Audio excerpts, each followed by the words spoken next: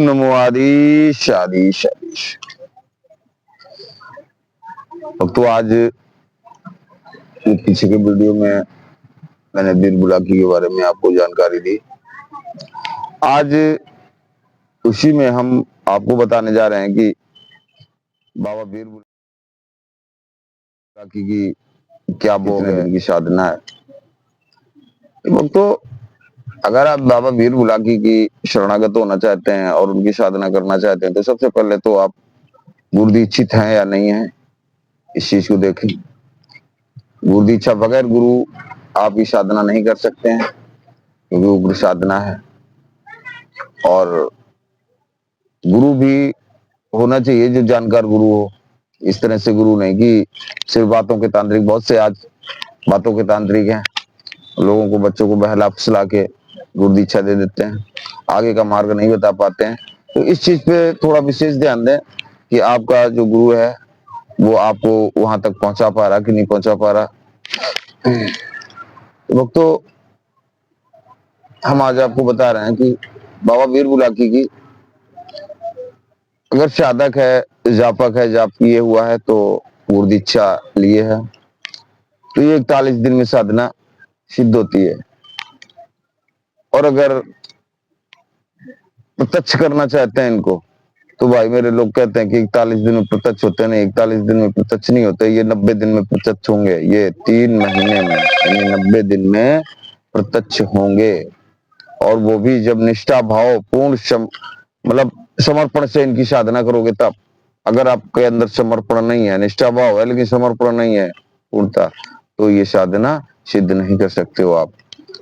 वो आगे का मार्गदर्शन गुरु करेंगे आपका।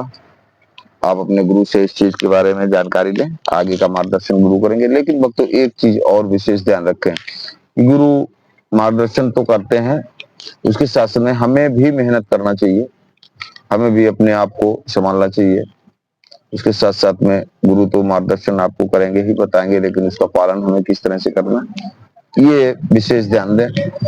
अगर साधना कर रहे हैं, मेहनत कर रहे हैं, समय बर्बाद कर रहे हैं, खतरे उठा रहे हैं, तो फिर आप गुरु के वचनों को पालन करें, गुरु ही आपको मार्गदर्शन देंगे। तो वक्त तो आते हैं कि इनका भोग क्या है। 90 दिन की साधना इनकी प्रत्यक्षीकरण की है, और अगर प्रत्यक्षीकरण नहीं हो पा रही है तो 41 दिन की साधना, अगर आपने शाबर मंत्र के साथ इनकी साधना चलती है और उस शाबर मंत्र को आपने 41 दिन जाप कर लिया, ठीक है, तो वो मंत्र आपको सिद्ध हो जाएगा और इनके अनुभव होंगे, आपके कार्य सारे होंगे। ऐसा नहीं है कि आपके कार्य नहीं होंगे, सारे कार्य होंगे। तो इनका भोग क्या है, इनका आसन क्या है, देखिए इनके लाल कपड़ा, आप जो वस्त्र पहनेंगे वो लाल होना चाहिए, आसन लाल होना चाहिए, ठीक है। और इनका जब आसन पे आप बैठे, आसन शुद्धिकरण करके अपना बंधन चौकी मजबूत कर लें, आसन मजबूत कर लें। और इसके बाद एक विशेष चीज और ध्यान रखें कि इनकी साधना के दौरान कोई भी नशा आदि, किसी भी तरह का कोई मांस नहीं खाएंगे आप, नशा आदि कुछ नहीं करेंगे। बाबा वीर बुलाकी की साधना बहुत नियम संयम के विशेष ध्यान दें। इनकी कृपा तो बहुत जल्दी होती है, लेकिन इनके नियम संयम भी थोड़े कड़े हैं। तो भाई इनकी क्या है कि आपको 7 पान लेने हैं, 2 लड्डू लेने हैं, बतासे लेने हैं, कपूर लेने हैं, 4 लौंग लेनी है, 4 इलायची लेनी है, ठीक है। इस तरह से आपको एक सिगरेट लेनी है और एक मिट्टी के पात्र में शराब इनको देनी है, और जो बची हुई शराब है वो वहीं रख दें। इस तरह से इनका फूल माला लेना, धूप दीप लेनी है, इत्र परफ्यूम लेनी है। इस तरह से इनकी सामग्री, इनका भोग है। और आप साधना पे बैठो पूर्ण निष्ठा भाव से। ये साधना 100% नहीं, 110% संपूर्ण होगी आपकी, लेकिन भाव आपका होना चाहिए, गुरु आपके बढ़िया होना चाहिए, मजबूत होना चाहिए गुरु, जो आपको मार्गदर्शन करा पाए। और इस साधना को अगर हमारी बहनें करना चाहें तो बहनें भी कर सकती हैं। इनके अनुभव कोई ज्यादा खतरनाक अनुभव नहीं होते हैं।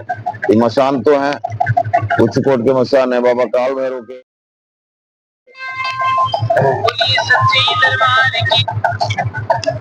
अवतारी हैं ये, गोगा जारवीर बाबा के पुत्र हैं, सीरियल के लाल हैं ये। बहुत उच्चकोट की शक्ति है ये। शक्ति बहुत तीव्र काम करती है। वशीकरण, सम्मोहन, उच्चाटन, ये चीजें बहुत तीव्र करती हैं ये चीजें इसकी क्षण भर में होती हैं इनसे। और दूसरी चीज, अगर आपने कहीं चौकी लगा दी इनकी तो ये समझो फिर वहां पे कोई हिलने वाला नहीं है। बहुत ही इनके तीव्र काम होते हैं। लेकिन एक चीज और है कि साधना के मार्ग पे जब आप आएंगे, इनकी शरणागत होंगे, तो ये आपकी हेल्प बहुत करते हैं, साधक की बहुत हेल्प करते हैं।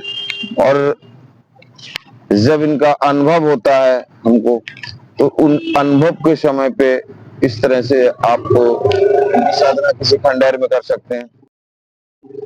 अगर आप शमशान में नहीं जा सकते हैं, मरघट पे नहीं जा सकते हैं, अगर मरघट पे कर रहे हैं, शमशान में कर रहे हैं, तो बहुत ही जल्दी ये प्रत्यक्षीकरण भी होते हैं, बहुत जल्दी आपको दर्शन देंगे।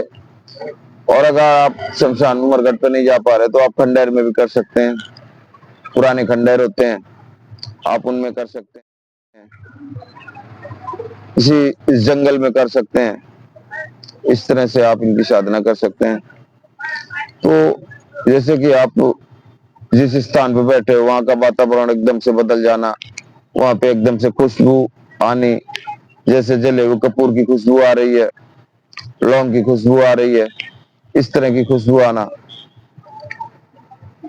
तो या वहां पे एक ठंडापन हो जाना, बहुत ही शांति मिलना, इस तरह से इनके अनुभव होते हैं।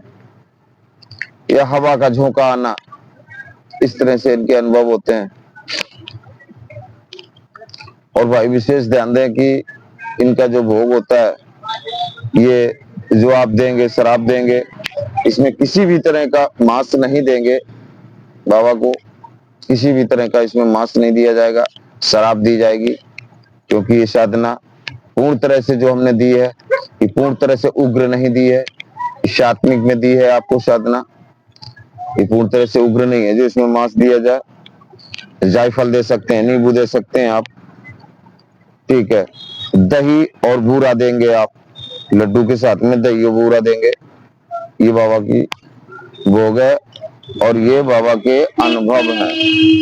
आप साधना करें और पूर्ण निष्ठा भाव से समर्पण करें, निश्चित ये साधना संपूर्ण होगी, मेरा वादा है।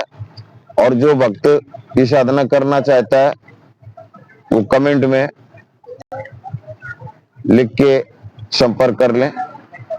और हमारी किसी साधना में मैंने मंत्र नहीं दिए हैं, तो आप व्हाट्सएप कॉल करके संपर्क करें और मंत्र लें और साधना आप अपनी संपूर्ण करें। तो अगर आपको जानकारी ये अच्छी लगी हो तो आप कमेंट करके जय मां काली काल भैरव दरबार जरूर लिखें। ओम नमो आदिश आदिश आदिश।